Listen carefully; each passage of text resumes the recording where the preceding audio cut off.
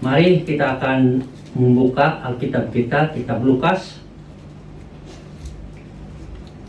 pasal yang pertama, ayat 28 dan 38. Ketika malaikat itu masuk ke rumah Maria, ia berkata, "Salam, hai engkau yang dikaruniai, Tuhan menyertai engkau." Ayat 38, kata Maria, "Sesungguhnya aku ini adalah hamba Tuhan, jadilah padaku menurut perkataanmu itu." Lalu malaikat itu meninggalkan dia. Ada dua hal yang saya mau bicarakan melalui ayat ini. Yang pertama adalah karunia Tuhan, dan yang kedua adalah sikap seorang hamba. Karunia Tuhan yang dibicarakan oleh malaikat ini kepada Maria adalah suatu pernyataan yang sangat indah. Kenapa? Karena kata kasih karunia itu adalah pilihan Allah semata-mata, hak Allah, suka Allah. Tiada kaitan dengan Maria yang berasal dari kota kecil, yang miskin, dan sebagainya. Tidak kaitan dengan wajahnya, bentuk tubuhnya, dan sebagainya. Sama sekali tidak kaitan. Tapi Allah yang maha tahu itu, yang maha kuasa itu, memberikan kasih karunia kepada Maria. Artinya, dia memilih Maria menjadi saluran Yesus turun ke dalam dunia ini. Ini adalah sesuatu yang sangat menarik bagi kita. Kenapa? Karena Allah itu tidak melihat manusia dengan banyak syarat seperti mata kita. Kalau kita melihat orang, ada banyak pertimbangan, ada banyak persyaratan dan sebagainya.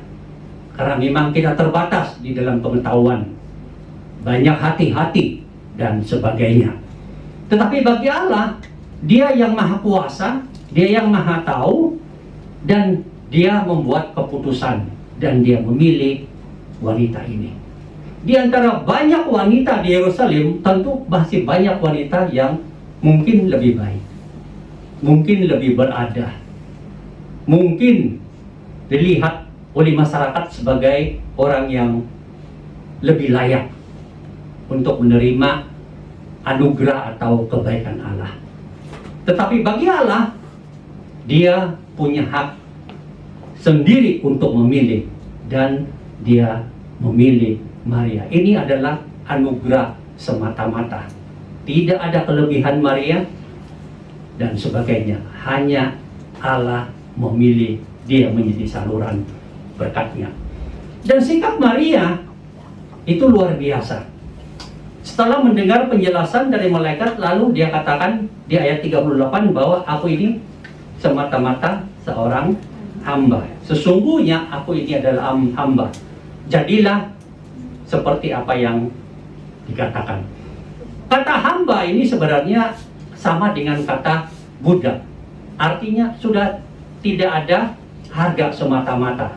Tidak ada kemampuan untuk membuat keputusan, untuk membuat pilihan.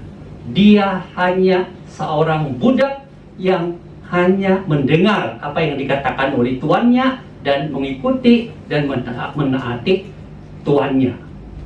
Itulah yang dimiliki oleh hamba itu, seorang budak. Dalam pengertian di sini bahwa karena kasih karunia Tuhan yang berhak memilih, maka dia menaati apa saja yang Tuhan mau, apa saja yang Tuhan berikan. Silakan Tuhan, lakukan apa saja yang engkau mau, saya terima. Ini adalah sesuatu yang sangat luar biasa dari sikap orang yang menerima kasih karunia itu. Mari kita tarik ini ke dalam kehidupan kita. Kita adalah manusia yang berdosa. Ada dua dosa kita. Yang pertama adalah dosa keturunan Adam dan Hawa. Itu tidak bisa diganggu-gugat. Dari sononya kita keturunan berdosa. Yang kedua, kita berdosa dalam tindakan dan perbuatan kita setelah kita lahir ke dalam dunia ini. Apakah itu bentuk sikap kita, perkataan kita, tingkah laku kita, perbuatan-perbuatan kita. Kita adalah orang berdosa. Semua orang telah berbuat dosa, tidak terkecuali. Apapun pendidikanmu, apapun jabatanmu, apapun kekayaanmu, siapapun engkau, yang namanya manusia, firman Tuhan katakan berdosa. Jadi kita semua ini berdosa. Dosa yang kita lakukan ini memang masing-masing orang beda-beda dia punya tindakan perbuatan dosa. Yang sama hanya dosa keturunan Adam dan Hawa. Satu DNA dosa yang tidak bisa diganggu-gugat. Tapi dalam tindakan perbuatan kita masing-masing banyak perbuatan dosa. Dosa itu ada orang yang mungkin dosanya tidak terlalu banyak dan tidak terlalu memalukan. Tetapi ada juga orang yang dosanya begitu banyak dan begitu memalukan. Ada orang yang jatuh karena dipengaruhi oleh teman dalam dosa. Tapi ada orang yang sengaja mencari-cari kesempatan berbuat dosa. Ada orang yang sebenarnya di dalam hatinya itu dia tidak suka untuk berbuat dosa. Atau lagi untuk dekat dengan dosa pun dia tidak mau. Dia merasa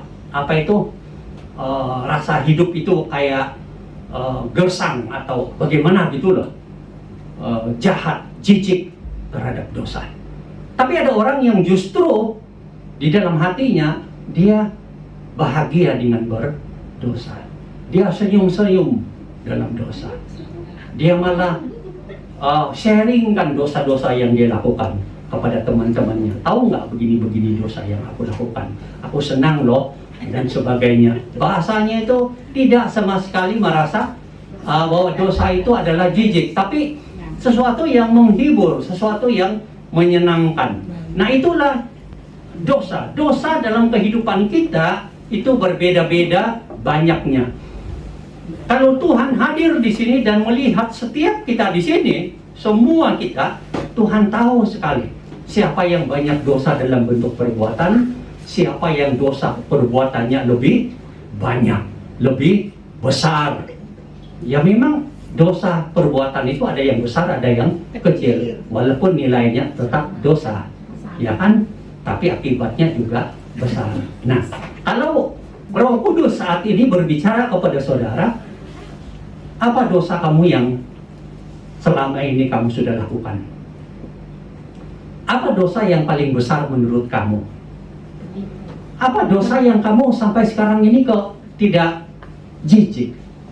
Apa dosa yang bagi kamu itu lebih enjoy melakukannya? Tentu hati saudara akan tertusuk, menyadari bahwa memang saudara itu orang yang berdosa. Seberdosa apapun manusia itu, Tuhan memberikan kasih karunia. Dia tidak melihat dosa engkau sebagai keturunan Adam dan Hawa. Dosa engkau lebih besar daripada yang lain, lebih banyak daripada yang lain dalam bentuk perbuatan. Tuhan tidak lihat. Yang Tuhan lihat adalah engkau berdosa, tapi aku memilih memberikan kasih karunia. Itu luar biasa. Kasih karunia yang Tuhan berikan ini tidak melihat wajah saudara yang mungkin biasa-biasa, atau mungkin lebih dari orang lain, atau menurut saudara ketinggalan zaman, terserah. Tapi bagi Tuhan, apapun bentuk wajahmu, tubuhmu, latar belakangmu, sukumu, Tuhan tidak mau tahu. Dia memberikan kasih karunia. Dia memberikan anugerah. Anugerah apa yang diberikan? Keselamatan. Anugerah di mana dia memilih setiap saudara untuk menjadi percaya kepada Tuhan di dalam Yesus. Memilih saudara untuk menjadi pengikut Yesus. Memilih saudara sehingga saudara itu tertarik untuk mengenal Tuhan lebih dalam, tertarik untuk mau mengikut Yesus, walaupun selama ini mungkin saudara tidak pernah tahu, saudara tidak pernah kenal. Mungkin saudara menyangkal Tuhan dalam perbuatan dosamu. Engkau tidak mau mengingat Tuhan karena kepercayaan lamamu dan sebagainya. Tapi Tuhan memberikan anugerah. Dia memilih saudara untuk menjadi pengikutnya, untuk menjadi percaya kepadanya. Dan dia memanggil saudara dengan caranya sendiri. Dia memilih dan memanggil saudara dengan banyak cara. Ada di antara saudara yang selama di negara asal, saudara tidak mengenal Tuhan di dalam Yesus. Mungkin saudara pernah mendengar, tetapi tidak ada hati untuk mau mengenalnya secara pribadi. Atau saudara mungkin berasal dari satu gereja yang cukup baik, tetapi hubungan pribadi dengan Yesus tidak ditekankan, sehingga hanya sifat beragama yang menjadi keutamaan. Tetapi saudara datang di tempat ini dan saudara tidak tahu kenapa teman saudara bawa saudara masuk ke gereja, atau ada sesuatu yang menjadi pengalaman indah saudara atau unik saudara. Saudara ada kerinduan untuk datang ke gereja. Dan akhirnya saudara berada di gereja. Di gereja saudara kemudian diperkenalkan tentang Yesus lebih dalam. Dan akhirnya saudara mengerti bahwa yang saudara cari selama ini adalah Tuhan Yesus. Kenapa semua itu terjadi? Karena anugerah Tuhan yang memilih saudara dan memanggil saudara. Sampai di sini pun dia terus menuntun saudara sampai bertemu dengan Tuhan Yesus. Jadi saudara jangan memandang rendah kenapa saudara bergereja, kenapa saudara datang ke gereja, kenapa saudara di sini kemudian dengar tentang Yesus, tentang ajaran-ajaran Tuhan di dalam Alkitab. Jangan remehkan, jangan pandang rendah. Itu semua adalah anugerah Allah yang sudah memilih kamu secara pribadi dan memanggil kamu secara pribadi untuk datang dekat kepada Dia. Supaya apa? Supaya dengan menerima anugerah Allah itu, ada keselamatan itu, maka saudara mengalami suatu hidup yang baru. Yang dulunya saudara adalah orang berdosa karena keturunan Adam dan Hawa, dan dalam perbuatan tingkah laku saudara itu terlalu banyak dosa yang buruk, dan dosa-dosa itu kemudian mendapat pengampunan di dalam Tuhan Yesus Kristus. Saat saudara percaya kepada Tuhan Yesus, menerimanya menjadi juru selamat dan Tuhan saudara, Tuhan mengampuni semua dosa-dosa dan salahmu. Kalau saat ini engkau dapat menghitung semua dosamu, semua keburukan dosamu, kejahatan, kejijikan dosamu, ingatlah, saat ini juga Tuhan sudah mengampuni semua dosamu. Tidak ada satu dosa pun di dalam hidupmu yang tertinggal, yang tidak dilihat oleh Tuhan. saat engkau percaya kepada Yesus dan saat Tuhan mengampuni. Di dalam Yesus kita memiliki penebusan kita, yaitu pengampunan dosa. Di dalam Yesus Tuhan menghapuskan semua dosa kita. Itulah yang luar biasanya. Anugerah Tuhan memberikan keselamatan kepada kita, memilih kita, memanggil kita, supaya kita kemudian mengenal Yesus dan kita percaya kepada Dia dan kita diampuni segala dosa kita. Kita adalah orang-orang yang diampuni. Dan itulah kebahagiaan yang luar biasa di dalam kehidupan kita. Tidak ada lagi kebahagiaan selain itu. Karena yang membuat kita tidak bahagia adalah dosa. Bukan tidak punya uang. Ada banyak orang di desa tidak punya uang, makan minum cukup saja, tapi uangnya tidak ada. Tapi dia tetap tersenyum dan bahagia. Ada orang yang uangnya kebanyakan, tapi hatinya tetap tidak bahagia. Itu semua disebabkan oleh yang namanya dosa. Jadi saat kita menerima Yesus dan kita diampuni dosanya, kita kembali menjadi manusia yang sesungguhnya yang Tuhan ciptakan. Dan saat menjadi manusia yang sesungguhnya yang Tuhan ciptakan, hubungan kita dengan Tuhan menjadi baik. Hubungan kita dengan pencipta kita masih baik. Sehingga waktu Tuhan memberkati hati kita, waktu Tuhan memberkati hidup kita, waktu Tuhan memberkati masa depan kita, kita dapat mengalaminya begitu indah. Karena kita sudah tidak ada dosa. Karena kita sudah ada hubungan dengan Allah saat percaya Yesus. Mengingat semua kebaikan Tuhan oleh anugerahnya yang luar biasa ini, seharusnya sikap saudara dan saya bagaimana? Seharusnya seperti sikap Maria. Aku hanyalah seorang hamba. Artinya apa? Kita memiliki suatu sikap yang benar di hadapan Tuhan, yang mengatakan, Tuhan, Engkau memberikan kasih karuniamu kepadaku, anugerahmu kepadaku, dan aku diselamatkan bukan karena aku ada apa-apa di dalam kehidupanku dan sebagainya, tapi karena Engkau kasih yang tanpa syarat itu, maka oh Tuhan, lakukanlah apapun yang Engkau melakukan dalam kehidupanku. Apapun Tuhan yang Kau mau saya lakukan, saya taat. Apapun yang Kau mau saya lakukan, aku mau lakukan. Aku berserah kepadamu. Suka-sukamu Tuhan. Apapun yang Kau mau lakukan, aku siap. Seluruh hatiku siap Tuhan menerimanya. Lakukanlah Tuhan. Lakukanlah.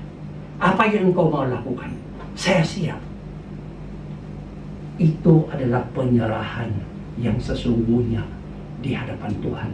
Dan penyerahan itulah yang sungguh menyenangkan hati Tuhan dan menyenangkan kita sebagai orang yang sudah ditebus, yang sudah diampuni, yang sudah dibarui, yang sudah ada hubungan yang baik dengan Tuhan. Kita jangan sekali-kali mengeraskan hati kita kalau Tuhan mau memakai kita, kalau Tuhan mau memanggil kita untuk melakukan sesuatu, baik itu pelayanan, baik itu perbuatan baik, baik itu kehidupan Kristiani di tengah-tengah semua orang di luar sana, apapun bentuknya, kita bilang, Tuhan, aku siap untuk Engkau pakai, apapun bentuk dan caramu memakaiku.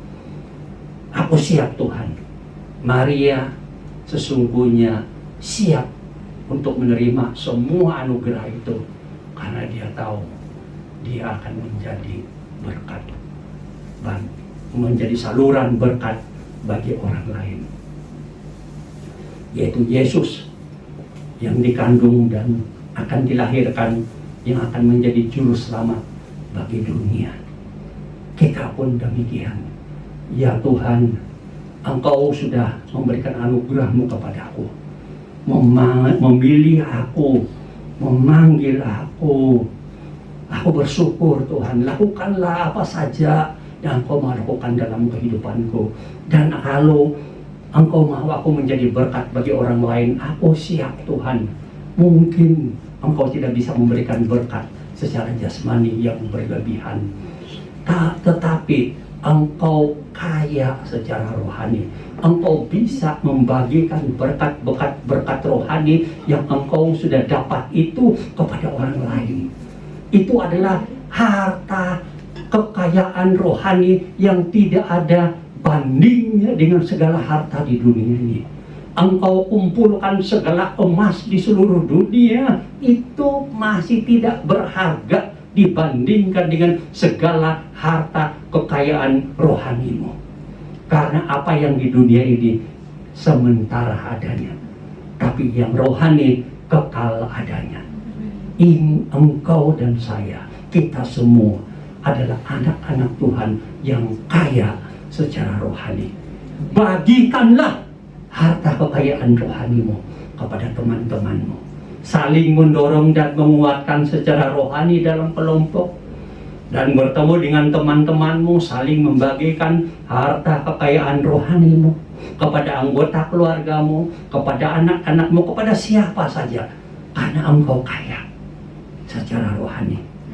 Banggalah kalau engkau dapat membagikan berkat secara rohani kepada orang lain, kepada teman-temanmu, kepada anggota keluargamu.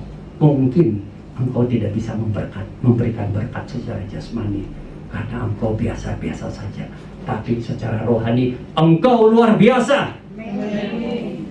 Engkau kaya secara rohani dan engkau bisa memberikan berkat rohani kapan saja, di mana saja, dan Tuhan memberkati engkau. Amin. Mari kita berdoa.